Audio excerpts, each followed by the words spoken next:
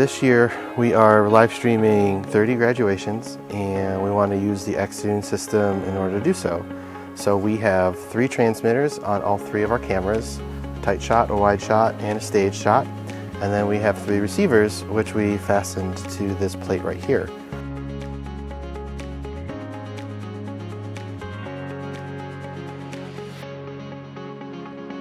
So all 3 of our Accsoon receivers go into our ATEM Mini Extreme ISO. We have had nothing but consistent video through all 30 ceremonies. We wanted all our cameras to be standalone, running off of 1 brick. And so we have our cameras powered through a dummy adapter, we have the Accsoon powered through a barrel adapter, and then we have our monitor powered through a dummy adapter.